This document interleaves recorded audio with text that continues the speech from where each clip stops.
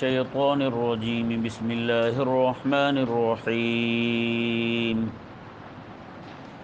ألم تر إلى الذين أوتوا نصيبا من الكتاب يدعون إلى كتاب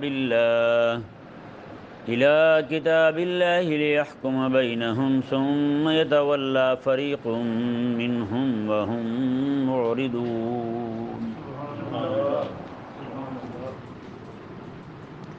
چونکہ ان آیات کریمہ کا رخ سخن جو ہے وہ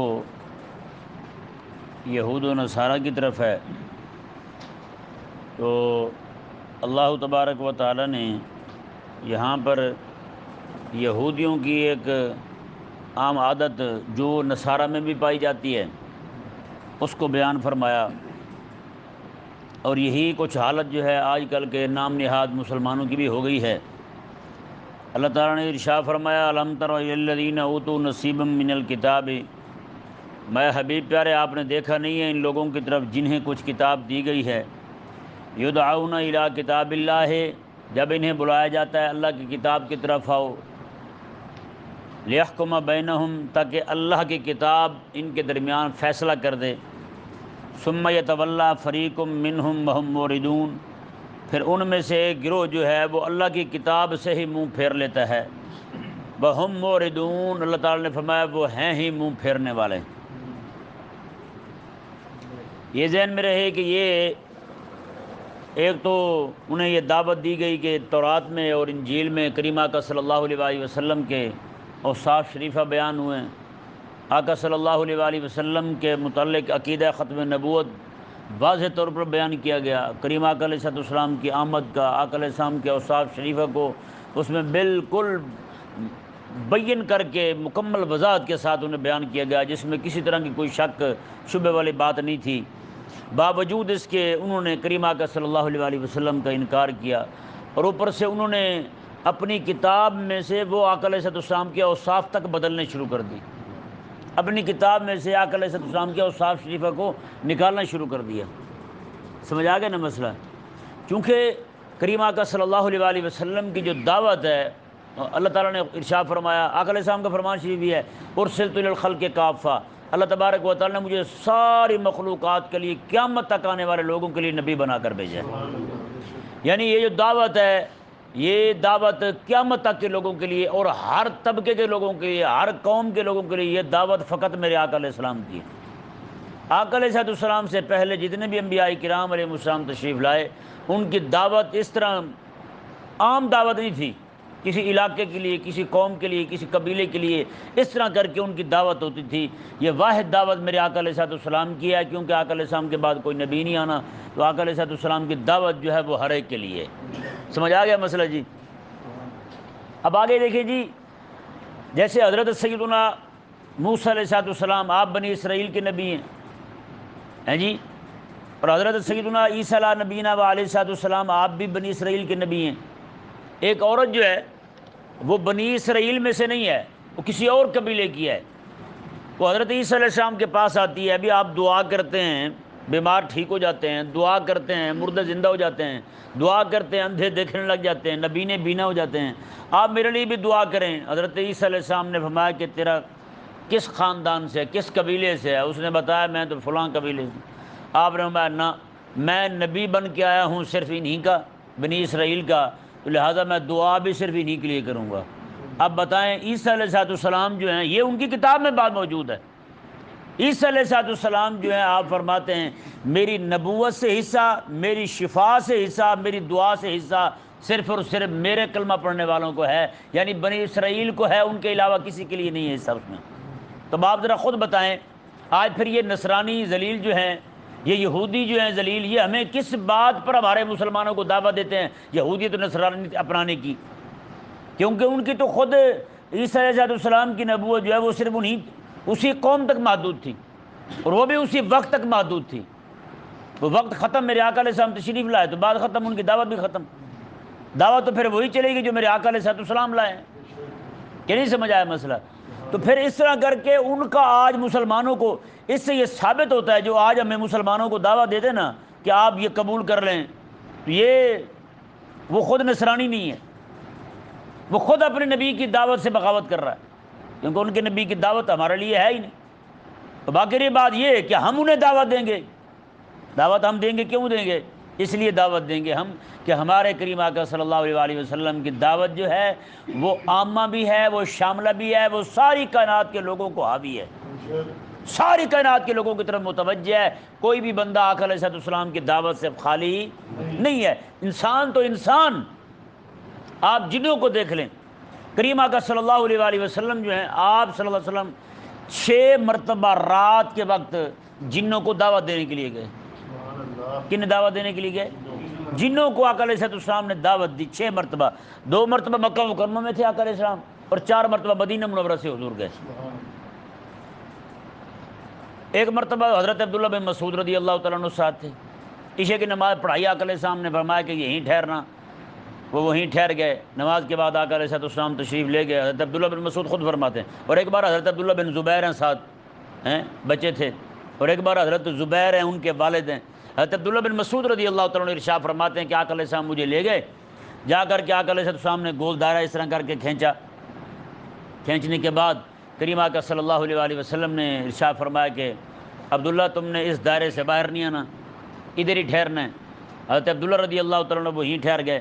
آپ فرماتے ہیں آقا علیہ السلام چلتے گئے، ابھی تک کچھ بتایا نہیں حضور نے انہیں، صرف دائرہ بنا کے، حصار مار کے، کوٹ بنا کے اس کے اندر بٹھا دیا، کچھ فرمایا نہیں حضور نے، یہیں ٹھہرنا، اتنا فرمایا۔ اور آقا علیہ السلام تشریف لے گئے۔ حضرت عبداللہ فرماتے ہیں اتنا دور گئے کہ بہت دور تک چلے گئے آقا علیہ السلام۔ تو حضرت عبداللہ فرماتے ہیں میں وہیں بیٹھا ہوا تھا دائرے میں، زور شور سے آوازیں آنے لگیں جیسے بحث ہو رہی ہو۔ اس کے بعد جو ہے کہتے ہیں جی پھر ساری بحث ختم ہو گئی، ساری آوازیں خاموش ہو گئیں۔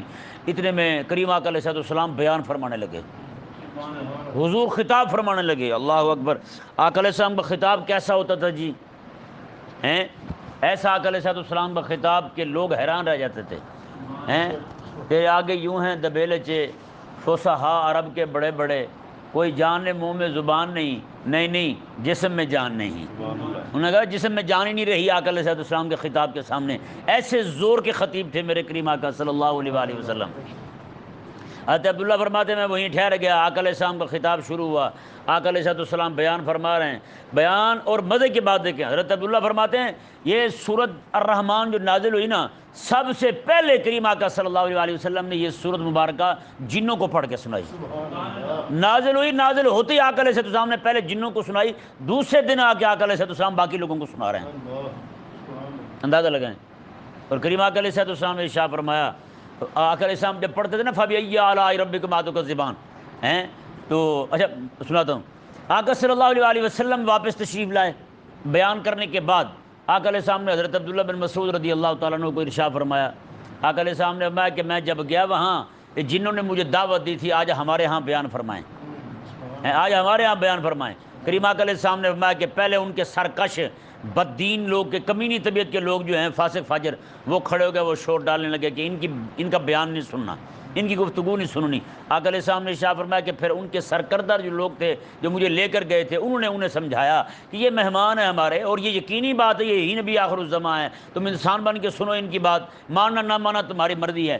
کریم آقا علیہ السلام نے فرمایا جب میں نے خطاب اپنا بند کیا تو ان میں سے 55 لاکھ کے قریب جنہوں نے کلمہ پڑھا، 55 لاکھ ایک ہی رات کے اندر، اور ایک ہی سورت سن کے، اندازہ لگائیں۔ یہ کریم آقا صلی اللہ علیہ وسلم کا خطاب، سبحان اللہ۔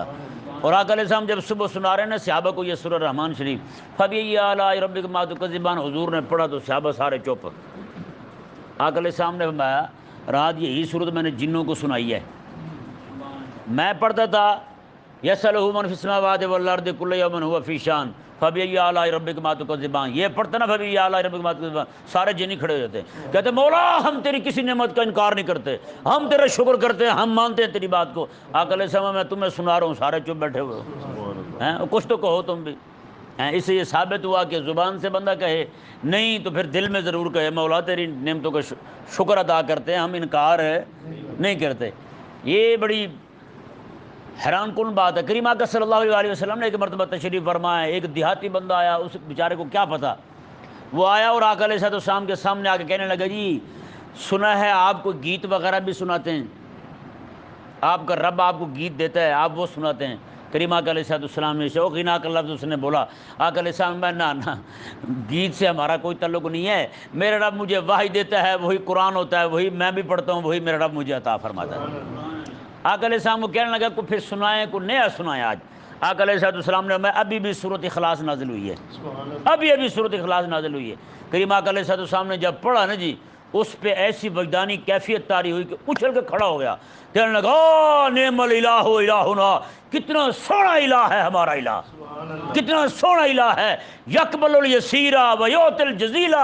اس نے کہا وہ تھوڑے سے پہ راضی ہو جاتا ہے، جب دینے پہ آتا ہے تو اتنا عطا فرماتا ہے کہ کمال کر دیتا ہے، کریم کرم فرمانے پہ آتا ہے تو انتہا کر دیتا ہے۔ جب اس نے یہ بات کی نا، حضور اتنے خوش ہوئے سن کے اس کی یہ تفسیر، واہ واہ واہ واہ کیا بات کی ہے تو نے، کیا بات۔ اب سن بھی پہلی بار رہا ہے، جس بیچارے کو وحی کا نہیں پتہ، وحی کو گیت کہہ رہا ہے، پہلی بار جب اس نے میرے آقا علیہ السلام سے بتائیں یار حضور کیسے خطیب تھے، سنا اس نے سورہ اخلاص تو ایسی تفسیر بیان کی اس نے، کریم آقا علیہ السلام خوشی سے مسکرانے لگے۔ حضرت عبد الرحمن بن عوف آئے حضور کی بارگاہ میں، حضور اجازت ہو، اس نے آج تفسیر کر کے نا سورۃ اخلاص کی خوش کر دیا ہے آپ کو، جی چاہتا ہے اسے کوئی انعام دوں۔ آقا علیہ السلام کیونکہ تفسیر کی ہے نا قرآن کی، اس نے سورہ اخلاص کی تفسیر کی ہے، جی چاہتا ہے انعام دوں اسے۔ کریم آقا علیہ السلام کیا ہے تمہارے پاس؟ کہنے لگے حضور میرے پاس ایک اونٹنی ہے، گابھن ہے، بالکل بچہ دینے کے قریب ہے، کچھ ہی دن بعد بچہ دے دے گی۔ حضور اجازت عطا فرمایا۔ آقا علیہ السلام نے فرمایا جا۔ حضرت عبد الرحمن گئے، لے کے آئے نا آقا علیہ السلام کے پاس۔ آقا علیہ السلام عبد الرحمن ابھی جبریل آئے میرے پاس، انہوں نے آ کے مجھے بتایا ہے میرے اللہ نے 87,000 اونٹنیاں جنت کی فرشتوں کو حکم دیا ہے کہ انہیں بالکل جنت کے زیورات پہنا کے سجا دیں۔ عبد الرحمن بن عوف نے قرآن کی تفسیر کرنے والے کوئی نام میں اونٹنی دی۔ اندازہ لگائیں۔ مدعی کے بعد باقی صحابہ کرام علیہ رضوان نے جب دیکھا نا اس طرح حضرت عبد الرحمن بن عوف رضی اللہ تعالیٰ عنہ آپ اونٹنی دے رہے ہیں، وہ بھی سارے گھر گئے۔ قسم خدا کی، راوی فرماتے ہیں آقا علیہ السلام کا وہ غلام دیہاتی سورہ اخلاص کی تفسیر کرنے والا جیسے باہر نکلتا ہے نا، 1000 اونٹنیاں حضور کے صحابہ نے اسے دے دی، 1000 اونٹنیاں لے کے وہاں سے جا رہا ہے۔ کیا کہا نعم الالہ الہنا، مزہ آ گیا۔ اس کی عبارت دیکھیں یار، کیا چاشنی ہے، اس نے کہا نعم الالہ، کتنا سونا ہے ہمارا الہ، کتنا پیارا ہے ہمارا الہ۔ بتائیں یار جس بندے کے ذہن میں یہ جملہ ہی بیٹھ جائے نعم الالہ الہنا، میں کہ یقبل الیسیرا ویعطی الجزیلا، میں کہ ہمارا الہ کتنا سونا ہے، کتنا پیارا ہے، کتنا کریم ہے، کتنا جناب وہ لجوں کو پالنے والا ہے ہمارا الہ۔ تو بتائیں یار وہ کبھی ان لفظوں کے بعد کسی اور کے سامنے جھک سکتا ہے؟ یہی تفسیر جو دیہاتی نے حضور کے سامنے کھڑے ہو کے 2 جملے ہی بولے تھے اس نے یار، 2 جملے ہیں، 3 جملے بنتے ہیں، اور کتنے تھے کہ اتنا کریم آقا علیہ السلام راضی ہوئے۔ صحابہ کرام نے کہا واہ واہ واہ، اس نے ایسا کلام کیا کہ ہمارے کریم آقا علیہ السلام کو خوش کر دیا ہے۔ جی بتائیں۔ تو پیارے اور محترم بھائیو، یہ دعوت جو ہے نا کائنات کے لوگوں کے لیے، تمام کے لیے، جنوں کے لیے، انسانوں کے لیے، سب کے لیے دعوت، یہ واحد دعوت میرے آقا علیہ السلام کی دعوت، جس دعوت کو پہنچانے میں، جس دعوت کو لوگوں تک پہنچانے میں آج ہم سستی برتے بیٹھے ہیں۔ لوگوں کو جا کر ہم یہ کہتے نہیں ہیں کہ تم کلمہ پڑھ لو، شرک کو ترک کر دو، تم شرک کو چھوڑ دو، کفر کو چھوڑ دو، کسی کو بھی نہیں کہتے ہم، ہمت نہیں پڑتی ہمیں۔ ہماری ہمت جو ہے نا وہ ساری کی ساری ہمت وہ کہیں اور صرف ہو رہی ہے، جہاں صرف ہونی چاہیے تھی، جہاں ہمیں اپنا زور لگانا چاہیے تھا میرے آقا علیہ السلام کی دعوت کے لیے، اس کے لیے ہمارے پاس کوئی وقت نہیں ہے۔ اس کے لیے ہمارے پاس کوئی وقت نہیں ہے۔ ہمارا روح سخن جو ہے وہ مشرکین کی طرف نہیں ہے، ہمارا روح سخن جو ہے وہ یہودیوں کی طرف نہیں ہے، ہمارا زور جو ہے وہ نصرانیوں کی طرف نہیں چلتا، ہمارا زور جو ہے وہ غریب کلمہ پڑھنے والے پر چلتا ہے۔ جو کلمہ پڑھتا ہے نا غریب، اسی پہ سارا زور ہے ہمارا۔ یہ کلمہ کیوں پڑھتا ہے؟ بس اس کو اسلام سے نکال دو، اس کو سنیت سے نکال دو، اس کو جناب مذہب اہل سنت سے نکال دو۔ کیوں بھائی تمہارا زور ادھر ہی کیوں لگتا ہے؟ ادھر ہی کیوں زور چلتا ہے تمہارا؟ بدماش ہو تم، دین کے ٹھیکیدار تم ہو، دین کا قلم جو ہے آج تمہارے پاس آ گیا ہے، کیا سبب بنا کہ تم اس طرح کرتے پھرتے ہو؟ نعوذ باللہ من ذالک۔ ان ذلیلوں سے ہونے والا کچھ بھی نہیں، یہ صرف ایسے ہی داخلے کے اور خارجے کے رجسٹر اٹھائے پھرتے ہیں، فلاں سنیت سے نکل گیا تو فلاں نکل گیا، فلاں نکل گیا تو فلاں نکل گیا، اور بچا کون ہے؟ سارے نکل گئے تو پیچھے کیا بچا ہے؟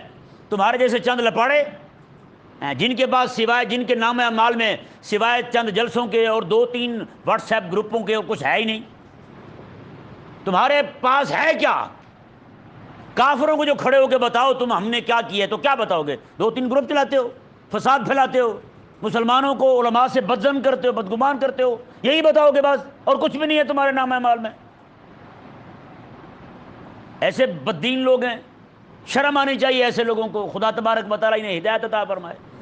ہیں خود اپنا بھی بیڑا غرق کر رہے ہیں اور لوگوں کو بھی برباد کر رہے ہیں، لوگوں کو بھی دین سے دور کر رہے ہیں، دین کی دعوت سے دور کر رہے ہیں۔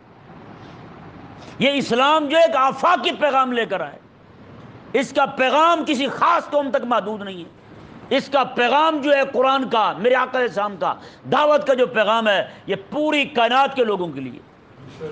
یہی وجہ ہے رب تبارک و تعالی نے فرمایا کہ جب انہیں دعوت دی جاتی ہے کہ آؤ اس قرآن کی طرف، آؤ حبیب رحمان کی طرف، تو آگے سے کیا کرتے ہیں؟ فرمایا کہ یتولا فریقم، ان میں سے ایک گروہ جو ہے وہ منہ پھیر لیتا ہے۔ آگے یہاں تو یہ فرمایا نا کہ یتولا فریقم، خاص اس واقعے کے حوالے سے انہوں نے منہ پھیر لیا ہے۔ آگے فرمایا وہم موردون، میں یہ کوئی ایک بار منہ نہیں پھیرا، ہمیشہ ان کی طبیعت بن گئی ہے، جب بھی دین کی بات کریں گے یہ منہ پھیر جائیں گے، جب بھی حق کی بات کریں گے منہ پھیر جائیں گے۔ بتائیں بھائی، یہی حشر کیا آج کے لوگوں نے، دین حق کی دعوت کو دبانے پہ تلے ہوئے ہیں، قرآن کی دعوت کو دبانے پہ تلے ہوئے ہیں، قرآن کی دعوت کو۔ بتائیں یار قرآن کی دعوت سے بڑھ کر کس کی دعوت ہے؟ نہیں جی فلاں کی دعوت کے خلاف ہے، فلاں کی دعوت کے خلاف ہے۔ بھائی رب کے قرآن، باقی دعوتوں کو دیکھا جائے گا، قرآن کے مطابق کون سی دعوت ہے اسے لیا جائے گا، نہ کہ تم باقی دعوتوں کو دیکھ کر قرآن کو ناپو گے کہ قرآن ان کی دعوت کے مطابق بیٹھتا ہے تو لے لو، نہیں تو چھوڑ دو۔ یہ کہاں سے نکالا تم نے؟ سب سے پہلی دعوت رب تبارک و تعالیٰ کی وہ قرآن ہے جو حبیب کریم علیہ السلام لے کر آئے ہیں۔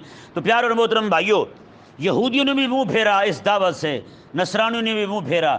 اللہ تبارک و تعالیٰ نے آگے وجہ بیان کی کہ سبب کیا پیش آیا، آخر کیوں انہوں نے رب کے دین سے منہ پھیرا۔ یہودیوں کو تورات دکھائی، یہ دیکھو نبی آخر الزمان کے اوصاف ہیں، منہ پھیر گئے۔ نصرانیوں کو ان کی انجیل دکھائی، یہ دیکھو نبی علیہ السلام کے اوصاف موجود ہیں، وہ منہ پھیر گئے۔ اگر تمہیں جہاد کی آیات دکھائی جاتی ہیں تم منہ پھیر جاتے ہو، نبی علیہ السلام کی تلوار کی باتیں بتائی جاتی ہیں تم منہ پھیر جاتے ہو، آقا علیہ السلام کے غزوہ احد، خندق، احزاب کی باتیں بتائی جاتی ہیں، بدر کی باتیں بتائی جاتی ہیں، حنین کی باتیں بتائی جاتی ہیں، آقا علیہ السلام کا یہ جہاد کا سفر بتایا جاتا ہے، تم منہ پھیر جاتے ہو۔ آخر وجہ کیا ہے؟ جس چیز نے تمہیں دھوکے میں ڈال رکھا ہے، نبی علیہ السلام کی دعوت کے قریب نہیں آتے۔ یہ آیت مبارکہ نے واضح طور پر بتا دیا یہود و نصارہ وہ کیوں پھرے تھے دین سے، کیوں انہوں نے نہ قرآن کو مانا، نصرانیوں نے نہ انجیل کو مانا، یہودیوں نے نہ تورات کو نہیں مانا، کیوں نہیں مانا؟ رب تبارک و تعالیٰ نے آگے سبب بیان کیا۔ اب بتائیں جو تجزیہ رب پیش کرے گا، سبحان اللہ، ہیں جس چیز کو واضح رب کرے اسے کون جھوٹا کہہ سکتا ہے؟ اللہ تبارک و تعالیٰ نے ارشاد فرمایا، جی دیکھیں، ذالک بانہم قالوا لن تمسنا النار الا ایاما معدودات۔ اللہ اکبر۔ اللہ تعالیٰ نے وجہ یہ بنی، ان ذلیلوں نے یہ عقیدہ بنا لیا تھا، انہوں نے کہا تھا ہمیں جہنم کی آگ چھو ہی نہیں سکتی سوائے چند دنوں کے، بس ہم بخشے ہوئے ہیں۔ کیوں؟ نصارہ نے کہا کہ ہمارے سارے گناہ جو ہیں وہ عیسیٰ علیہ السلام نے اپنے سر لے لیے ہیں۔ یہودیوں نے یہ کہا کہ ہمارے سارے گناہ جو ہیں وہ نقصان دہ نہیں ہے، کیوں؟ ہم نبیوں کے بیٹے ہیں، ہم نبیوں کے بیٹے ہیں، ہم پاکوں کی اولاد ہیں، ہم بزرگوں کی نسل میں سے ہیں، اس لیے ہمیں بھی ہمارا کوئی گناہ نقصان نہیں دیتا۔ اس لیے اب ہم دین کو مانیں نہ مانیں، اس پر عمل کریں نہ کریں۔ رب تعالیٰ نے فرمایا انہوں نے تورات سے منہ پھیر لیا۔ وہ کون سا عقیدہ شفاعت ہے تمہارا؟ کون سا عقیدہ شفاعت ہے؟ وہ کون سا عقیدہ کفارہ گھڑا ہے تم نے؟ وہ کون سا عقیدہ ابنیت اور جناب شہزادگی، صاحبزادگی تم نے گھڑا ہے جس کی وجہ سے تم اپنے آپ کو رب کے دین سے بھی بڑا سمجھنے لگ گئے ہو؟ یہی بتایا نا رب نے۔ ان ذلیلوں کو یہی نظریہ تھا جیسے آج کل کے پیروں کا ہے۔ یہ پیر جو ہے نا آج کل کے یہ کہتے ہیں کہ ہم رب کے دین سے بھی اونچے ہیں، رب کے دین سے بھی اونچے ہیں، اور اس لیے ہمیں کہتے ہیں جی آپ امتی ہیں، ہم تو امتی نہیں ہیں۔ جی آپ کون ہیں پھر؟ ہم سید ہوتے ہیں۔ کیا مطلب ہے تمہارا بھائی؟ سید امتی نہیں ہوتا حضور کا؟ ہیں سید امتی نہیں ہے حضور کا، آقا علیہ السلام کا غلام نہیں ہے، آقا علیہ السلام کے دین کے تابع نہیں ہے۔ آپ یاد، تھوڑی سی مثال دیتا ہوں آپ کو، آپ دیکھیں دعوت قیمتی ہے یا دائی قیمتی ہے؟ دعوت قیمتی ہے۔ یہی وجہ ہے دعوت حضور کی تھی، اسی دعوت پر حضرت امام حسین نے جان دی ہے۔ امام حسین رضی اللہ تعالیٰ عنہ کا نظریہ، فلسفہ آپ کی فکر اور سوچ بتا رہی ہے کہ نبی کی دعوت قیمتی ہے، امتی قیمتی نہیں ہے۔ یہی تو وجہ ہے حضرات انبیاء کرام علیہ السلام کی جانیں گئی ہیں اسی دین کی دعوت کے لیے، کہ نہیں؟ اللہ اکبر کبیرہ۔ رب تبارک و تعالیٰ نے ارشاد فرمایا جی دیکھیں، ان کا نظریہ یہی ہے کہ ہم جہنم نہیں جائیں گے، جہنم کی آگ ہمیں چھو ہی نہیں سکتی، ہیں نہیں چھو، لن تمسنا النار، نہ ہمیں چھو نہیں سکتی الا ایاما معدودات، اگر مجبوراً چلے بھی گئے تو صرف چند دن رہیں گے، تھوڑی دیر، 7 دن کا وہ قول کرتے تھے، 7 دن ہم رہیں گے یا 40 دن چلے جائیں گے، جتنے دن بچڑے کی پوجا کی تھی، پھر ہم باہر، ہم اور جنت۔ بتائیں بھائی، آج یہی عقیدہ نہیں بن گیا ہمارے لوگوں کا؟ جس بندے کو بھی ہاتھ لگائیں وہ خواجہ قطب الدین بختیار کاکی بنا ہوا ہے، اب حالانکہ وہ بزرگ ڈرنے والے تھے، اتنی بشارتیں پانے کے باوجود، زندگی ساری رب تبارک و تعالیٰ کی مرضی کے مطابق گزارنے کے باوجود رب تبارک و تعالیٰ کی خشیت رکھنے والے تھے، لیکن آج ہمارا کیا حال ہوا ہے؟ رب تبارک و تعالیٰ نے ارشاد فرمایا وَغَرَّهُمْ فِي دِينِهِمْ مَا كَانُوا يَفْتَرُونَ۔ اللہ اکبر۔ رب تبارک و تعالیٰ نے ارشاد فرمایا انہیں یہی بات ان کے دین کے معاملے میں انہیں دھوکے میں ڈال گئی۔ آج یہ دین چھوڑ چکے ہیں، دین چھوڑ چکے ہیں، جو چیزیں دین تھی انہوں نے انہیں چھوڑ دیا ہے۔ آج کنہیں دین اپنائے بیٹھے ہیں، کنہیں دین بنائے بیٹھے ہیں؟ نصرانیوں میں پورا دین عیسیٰ علیہ السلام کا چھوڑ کے اکیلی کرسمس کھڑی ہے۔ کیا ہے؟ کرسمس ہے عیسیٰ علیہ السلام کی بات۔ آج ان کے چرچ بھی ویران ہو گئے، برباد ہو گئے، کچھ بھی نہیں ہے، اور عبادت بھی رب تبارک و تعالیٰ کی صرف سنڈے کو، ہفتے میں ایک دن کافی ہے۔ بھائی بتائیں بھائی، روٹی رب کی دی ہوئی روز کھائیں، عبادت اس کی ہفتے بعد، کہ نہیں؟ کیا بدماشی ہے؟ تو یہی حال کچھ ہمارے لوگوں نے کیا ہے۔ نوکری پہ ضرور جائیں، اپنے کام ضرور کریں، حاضریاں ضرور وقت پہ جا کے لگائیں، جب رب تبارک و تعالیٰ کی بارگاہ کی بات آئے تو پھر اکیلے عید والا دن آ جائیں یا صرف جمعے والا دن آ جائیں، وہ آخر میں جب وہ آخری خطبے کے الفاظ چل رہے ہوں گے بھاگتے ہوئے اوپر آئیں گے، ابھی دعا بھی نہیں ہوگی، سلام ایک طرف پھرا ہوگا ایک طرف رہتا ہوگا، وہ جا رہے ہوں گے، ہے یا نہیں؟ تو بتائیں جو حال ان کا ہے وہی حال ان کا ہوا یا نہیں ہوا؟ اچھا وہ بھی کرسمس پہ کھڑے ہیں، ان کی اکثریت جو ہے، اور یہ ہمارے لوگ جو ہیں یہ بھی پوری جماعت تقریباً صرف میلاد پہ کھڑے ہیں۔ نبی علیہ السلام کی گستاخی ہو جائے اتنے لوگ باہر نہیں آتے، آتے ہیں باہر؟ انہیں دکھ بھی نہیں ہوتا، تکلیف بھی نہیں ہوتی انہیں، اور جیسے میلاد کا دن آئے تو ہر بندہ عاشق رسول بن کے باہر آ جاتا ہے۔ آخر یہ کہاں سے نکل آئے جو نبی کی عزت کی بات پہ نہیں نکلے تھے؟ انہیں پتہ تھا جب نبی کی عزت کی بات کریں گے تو ہو سکتا ہے راستے میں یتیم خانہ آئے 30 بندے مارے جائیں، نبی کی عزت کے لیے ختم نبوت کے لیے نکلے ہیں تو ہو سکتا ہے راستے میں مال روڈ آئے 10,000 بندہ ہی مارا جائے، ہو سکتا ہے مسجد وزیر خان کے باہر جمع ہوں، نبی علیہ السلام کی ناموس کے لیے ختم نبوت کے لیے گولیاں لگ جائیں اور ہم بھونے جائیں وہیں پہ، ہو سکتا ہے ہم جا رہے ہوں فیض آباد راستے میں پڑ جائے تو بندے مارے جائیں۔ یہاں تو انہیں پتہ ہوتا ہے بھی عورتیں کھڑی ہو کے، لڑکیاں نوجوان بے پردہ ہو کے ہم پر جوس پھینک رہی ہوں گی، یہاں تو مزے آ رہے ہوتے ہیں انہیں، یہاں سارے گھر سے باہر نکل آتے ہیں، نبی کی آمد جشن مناؤ، نبی کے دین کی دعوت کی کوئی اہمیت نہیں ہے تمہارے نزدیک یار۔ وغرہم فی دینہم ما کانوا یفترون۔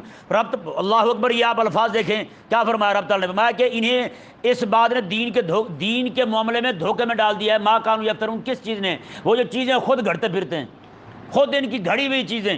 آج لوگوں کے یہ ذہن بن چکے ہیں مجھے فلاں بزرگ بخشوا لے گا بس، میرا پیر بخشوا لے گا بس۔ اب پھر کیا ہے؟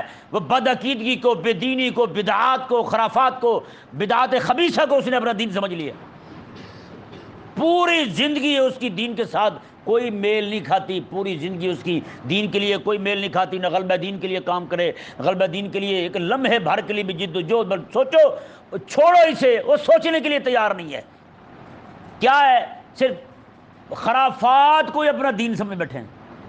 رب تبارک و تعالیٰ نے یہی فرمایا، میں یہودیوں کو یہی طریقہ ہے، نصرانیوں کو یہی طریقہ ہے، وغرہم فی دینہم ما کانوا یفترون، میں کہ ان کی افتراء بازیاں، جھوٹ جو ہے اس نے انہیں ان کے دین کے معاملے میں دھوکے میں ڈال دیا۔ بتائیں بھائی، اتنا بھی بندہ بے وفا ہوتا ہے اپنے رب کے دین کا کہ گھڑی ہوئی باتیں جھوٹ سن کے دین سے غافل ہو جائے؟ کیا حال ہوا آج ہمارا؟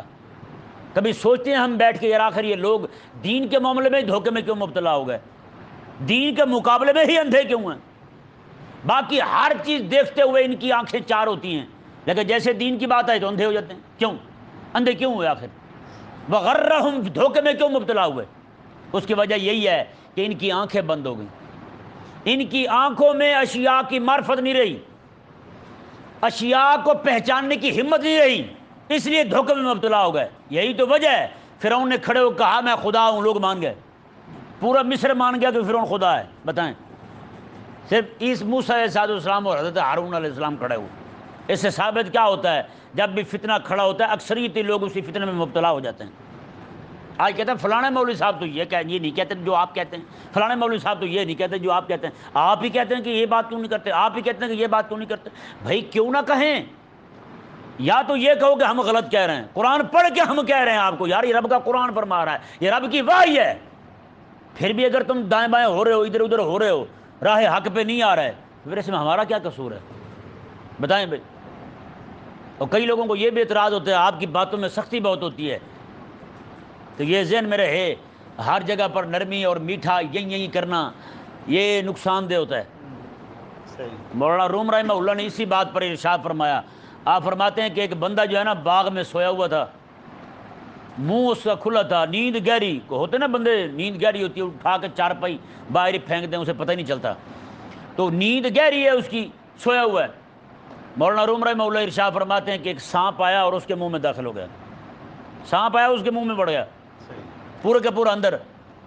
تو مولانا روم رحمہ اللہ فرماتے ہیں وہاں ایک بندہ تھا، وہ دانا تھا، بڑا ہی فہیم تھا، وہ گزرا، اس نے دیکھا سانپ اندر چلا گیا ہے، اس نے بہت بڑا ڈنڈا اٹھایا، ڈانگ وہ اٹھایا اور زور سے مارا اسے، اٹھے کھڑو، وہ کھڑا ہو، اس نے کہا یہ پھل کھا، اس نے امرود کھلائے، کیلے کھلائے، جو بھی پھل تھے سارے کھلائے، پھر اس نے اسے پانی پلایا ڈنڈے مار مار کے، پانی پہ اس نے کہا چل دوڑ، اب وہ دوڑنے لگا، وہ چیخ چیخ کے پوچھے بتا میرے قصور کیا ہے، اچھا بندہ ہے تو، پہلے پھل کھلایا ڈنڈے مار کے، اب دوڑا رہا ہے ڈنڈے مار کے، کیا وجہ ہے؟ اس نے کہا تو دوڑ، بس تو دوڑ، ڈنڈے مارتا گیا، پیچھے سے بھاگتا گیا بھاگتا گیا۔ اب ہوا کیا فرماتے ہیں اسے ٹھوکر لگی اور گرا، ساتھ ہی اسے الٹی آئی، کیا آئی اسے، سارے پھل جو کھائے تھے وہ بھی نکلے، پانی بھی نکلا، اور جو سانپ تھا اندر وہ بھی باہر نکلا ہے، سانپ بھی باہر نکلا ہے۔ اب اس نے دیکھا سانپ کو منہ سے باہر نکل رہا ہے، اس نے اس کے پاؤں پکڑ لیے، اس نے کہا بتا یہ واقعہ کیا ہوا میرے ساتھ، اندر میرے سانپ کیسے؟ اس نے کہا تو سویا ہوا تھا، تیرے اندر سانپ تھا۔ مولانا روم رحمہ اللہ فرماتے ہیں اگر وہ بھی یہاں آ کے اس کو جناب یہ کہتا ڈیئر کسٹمر، ڈیئر فلاں، ڈیئر فلاں ہیں، پہلے آ کے کہتا جی مجھے آپ سے بڑی محبت ہے، میں آپ کا بڑا خیر خواہ ہوں، بڑے میٹھے انداز میں کہتا میں آپ کا بڑا خیر خواہ ہوں، تو آپ مہربانی فرمائیں، آپ جب سوئے ہوئے تھے بوتھا آپ کا کھلا ہوا تھا، اس کے اندر سانپ داخل ہو گیا ہے، تو آپ مہربانی کریں ذرا کوئی ہاتھ چھت ماریں پیٹ کو، وہ کھٹکا شٹکا ہوگا تو باہر آ جائے گا۔ تو مولانا روم فرماتے ہیں اس بندے نے سنتے مر جانا تھا، اس نے سنتے مر جانا، انہوں نے کہا تو آڈیو خیر میں مر گیا بھائی۔ اب بتائیں کسی بندے کو صرف اتنا بتایا جائے یار تیرے کمرے میں سانپ ہے، پیار کے ساتھ کوئی بندہ آ کے بتائے تو کیا بچے گا اس بیچارے کا؟ بندہ کہیں کسی کو سلائے، بیڈ بھی ہو اچھا خوبصورت، اور ساتھ اس کی اگربتیاں بھی جلا دے، اے سی بھی چلا دے، سارا کچھ کر دے، کہے جی آپ سو جائیں، لیکن رات کو 12 بجے یہاں سانپ آتا ہے، کیا بنے گا اس بیچارے کا؟ کوئی بندہ کہے گا اس نے اسے سکون دیا ہے؟ ساری رات سوئے گا بندہ؟ نیند آئے گی۔ تو بتائیں جس بندے کو یہی بتا دیا جائے کہ جناب آپ کے پیٹ میں سانپ ہے تو مر جائے گا وہ تو۔ مولانا روم رحمہ اللہ فرماتے ہیں کہ ہر جگہ جو ہے نا میٹھی باتیں کرنے والی نہیں ہوتی، ہر جگہ میٹھی باتیں کرنے والی نہیں ہوتی، باتیں کہیں پہ حضرت موسیٰ علیہ السلام والا ڈنڈا بھی اٹھانا پڑتا ہے، ان کا عصا اٹھانا پڑتا ہے، وہ اس لیے فرمایا نا حضرت بابا بلے شاہ رحمہ اللہ نے، آپ نے فرمایا کہ 4 کتاباں اتو لتھیاں تے 5واں لتھا ڈنڈا، 4 کتاباں 5واں لتھا، انہوں نے کہا پھر جو کم ڈنڈے کی تھے نا بس وہی ہوا ہے یا نہیں؟ ڈنڈا مطلب تلوار کا حکم ہے، اس کے ساتھ اس کا بڑا فائدہ ہوا ہے۔ یہ حضرت بلے شاہ رحمہ اللہ نے بڑی بات کی آپ نے، میں کہ 4 کتاباں اتوں لتھیاں 5واں لتھا، اسی لیے ڈنڈے کو مطہر کہتے ہیں، کیا کہتے ہیں؟ پاک کرنے والا، کیا کہتے ہیں؟ پاک کرنے والا، یہ بڑے بڑے لوگوں کو پاک کر دیتا ہے۔ تو اس لیے جب تک یہ اسلام اس وقت جو ہے نا ہمارا، اس وقت اسلام کے ہاتھ میں اب ڈنڈا آ گیا نا تو سب کی طبیعت صاف ہو جائے گی، سب کی طبیعت صاف ہو جائے گی۔ ہاں، اللہ تبارک و تعالیٰ نے ارشاد فرمایا جی دیکھیں وغرہم فی دینہم، یہ ان کی افطرا بازیوں نے، گھڑی ہوئی باتوں نے، مجھے فلاں بخشوا لے گا، فلاں بخشوا لے گا، ہیں عقیدہ شفاعت جو ہے ان کا، عقیدہ شفاعت جو میرے کریم آقا صلی اللہ علیہ وسلم کے متعلق ہے وہ برحق ہے، لیکن یہ لوگ کوئی بندہ ذہن نہ بنائے جو میں مرضی کرتا رہوں، میرے لیے حلال ہے سب کچھ، میں بخشا جاؤں گا، یہ ٹھیک نہیں ہے، یہ ٹھیک ہے نہیں ہے۔ ڈرے بھی بندہ، گناہ ہو رہے ہیں اس سے روز توبہ کرے، گناہ ہو رہا ہے روز ہو رہا ہے نا، روز توبہ کرے، کوئی دن توبہ کے بغیر نہ گزارے، کوئی دن بھی توبہ کے بغیر نہ گزارے، گناہ روز ہو رہا ہے روز توبہ کرتا رہے۔ سمجھ آ رہا ہے مسئلہ؟ نہیں آ رہا؟ اور پھر یہ دعا بھی کرے یا اللہ میں تیرا گناہ گار بندہ ہوں، نفس کے ہاتھوں مجبور ہوں، میں چاہتا ہوں رک جاؤں نہ کروں، اب مجھ سے ہو رہا ہے، اب تو ہی مجھے ہمت دے، توفیق دے، میں اس گناہ سے بچ جاؤں، ہیں یہ دعا کے کرے روز۔ گناہوں میں پڑ جائے بندہ تو جان ہی چھوٹتی جلتی، لیکن ساتھ یہ دعا ضرور کرے، روز توبہ کر۔ وہ کیا ہے نا، شاید مولانا روم رحمہ اللہ کا شعر ہے یا کسی اور کا شعر ہے، اس وقت یاد نہیں پڑ رہا، بازا بازا ہر آنچ ہستی بازا، ایک حدیث قدسی کا ترجمہ کرتے ہیں کہ اللہ تعالیٰ فرماتا ہے کہ تو واپس آ، واپس آ جا، ہر آنچ ہستی بازا، تو جو کچھ بھی ہے نا واپس آ جا، گر 100 بار توبہ شکستی بازا، میں 100 بار بھی توبہ کر کے توڑ بیٹھا نا پھر بھی آ جا، پھر بھی تجھے معاف کر دوں گا۔ بارگاہ ما بارگاہ نا امیدی نیست، میں ہماری بارگاہ جو ہے نا یہ نا امیدی کی بارگاہ تو ہے ہی نہیں، یہ نا امیدی والی بارگاہ نہیں ہے، اس لیے بندے کو چاہیے کہ ہر وقت توبہ کرتا رہے۔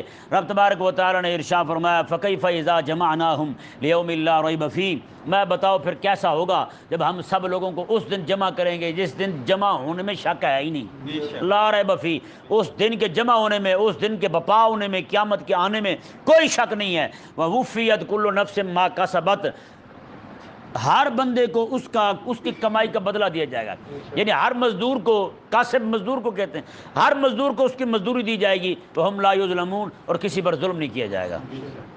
آج جنہوں نے دین کو چھوڑ کر خرافات کو، افتراعات کو دین سمجھ لیا ہے، یہودیوں نے، نصرانیوں نے، نام نہاد مسلمانوں نے، رب تبارک و تعالیٰ نے فرمایا کہ ان سب کو قیامت والے دن پتہ چل جائے گا کہ دین پر عمل کرنا کیا تھا، دین کی دعوت کیا تھی، اور جس چیز کی دعوت تم دیتے رہتے وہ کیا تھا۔ اللہ تبارک و تعالی ہم سب کو سمجھنے کی توفیق عطا فرمائے۔